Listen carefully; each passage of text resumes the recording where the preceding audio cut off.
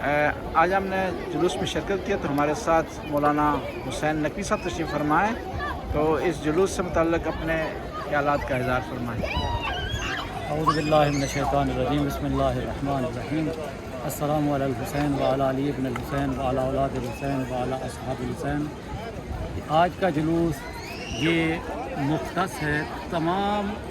شیعان حیدر کرار کی طرف سے ہے۔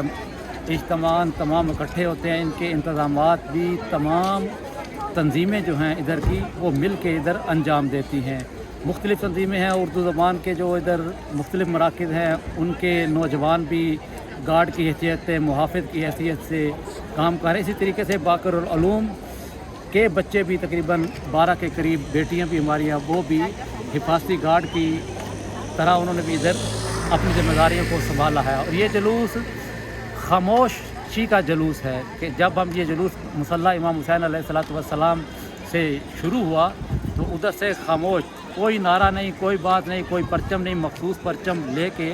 یہ جلوس تقریباً 2 بجے کے قریب ادھر سے اپنے ہدف کی طرف روانہ ہوا اور تقریباً 4 کے قریب یہ جلوس اپنے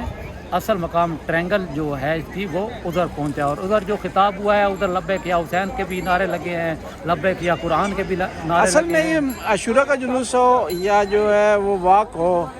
اربعین کا، ان کا مقصد کیا ہے، ہدف کیا ہے؟ ان کا ہدف اور مقصد یہی ہے کہ ہم اپنا پیغام اپنے جو دوسرے ادھر کے لوگ ہیں عوام الناس تک پہنچائیں، تاکہ ان کو پتہ چلے کہ عاشورہ کیا ہے، عاشورہ کا درس امام حسین علیہ السلام کیا ہیں، کربلا میں کیا ہوا، معصومین علیہ السلام کیا ہیں، ان کا درس ہمارے نوجوان ادھر 3 قسم کے، ایک بلیو قسم کی انہوں نے شرٹ پہنی ہوئی ہے جس طریقے سے اگر آپ ادھر دکھا سکتے ہیں آپ، اور اسی طریقے سے ریڈ قسم کی ایک پہنی ہوئی ہے اور ایک بلیو ہے۔ جو ریڈ قسم کی ہے ان کا کام بچوں کا یہی ہے، یہ پیغام جو ہے عاشورہ کا وہ ادھر کے جو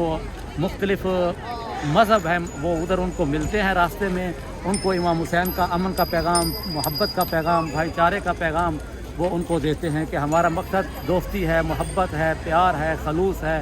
ہم آپس میں مل جل کر خداوند تعالیٰ آپ کی توفیقات میں اضافہ فرمائے اور اس کے یہاں آنے کو خداوند قبول کرے اور آپ کو اس کا اجر عطا فرمائے۔ آپ بہت کا بہت بھی شکریہ۔ بہت شکریہ قبلہ صاحب، آپ بھی زحمت فرما رہے ہیں۔ ہم دیکھ رہے ہیں کہ اول محرم سے لے کے